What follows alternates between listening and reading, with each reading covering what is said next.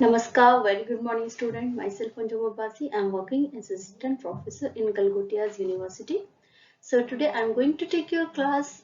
Subject is medical surgical nursing 1 and topic is pyloric stenosis and subject code is 2003.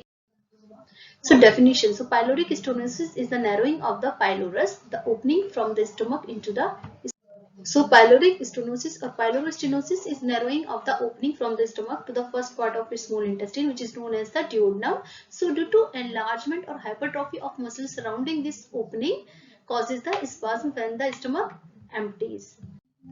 Next is incidence. So pyloric stenosis occurs most often in infants younger than 6 months. It is more common in boys than in girls. Next are the etiological factor or causes we can say.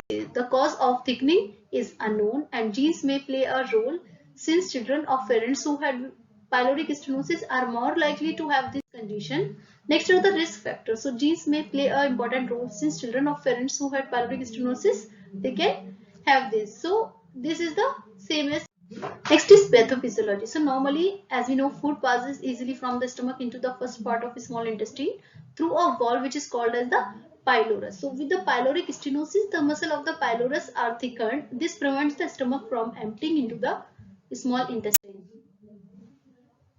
Then the gastric outlet obstruction due to the hypertrophic pylorus and there will be impaired emptying of gastric content into the duodenum. So as a consequences occur, all ingested food and gastric secretion can only exit via vomiting because they have no pathway to come down. So ultimately there will be retention of the stomach content and it will be removing by the body by vomiting. So which can be a projectile in nature. Next is the clinical manifestations means sign and symptoms. So vomiting is the first symptom in most children. So vomiting may occur after every feeding or only after some feeding. Vomiting usually start around 3 weeks of age but may start any time between 1 week and 5 months of age. Vomiting will be forceful and infant is hungry after vomiting and wants to feed again. Other symptoms appear several weeks after birth. It may include abdominal pain, burping, constant hunger, dehydration, failure to gain weight or weight loss, and wave-like motion of the abdomen, which is shortly after feeding and just before the vomiting occurs. Next is the diagnosis. So what will be the diagnostic measures you have to make here? So this condition as we know is usually diagnosed before the baby is 6 months old. So a physical examination may reveal signs of dehydration such as dry skin and mouth, less tearing when crying and dry diapers, swollen belly, olive shaped mass when filling the upper belly which is the abnormal pylorus. Ultrasound of the abdomen may be the first imaging test. Other tests may be done including barium X-ray and blood test. Next is the treatment. So main treatment for pyloric stenosis involved with the surgery to widen the pylorus. As we know that that valve is thickened. So surgery is known as the pyloromyotomy. If putting the infant to sleep post surgery is not safe, so a device called an endoscope with a tiny balloon at the end is used. This balloon is inflated to widen the pylorus.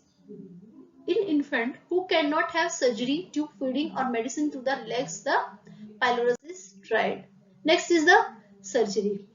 So surgery is known as Ramstad's procedure, which is dividing the muscle of pylorus to open up the gastric outlet. So this is a relatively straightforward surgery that can possibly be done through a single incision. So that incision may be around 3 to 4 centimeter long or laparoscopically also it can be made.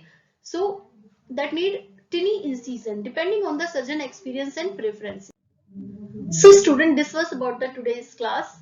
Hope this class will be clear to you. If still any doubt you are facing, then you can explore these links and you can contact me also. You can send me mail. My mail ID is anjumabbasi890@gmail.com. Thank you so much. Thank you so much student. Happy learning.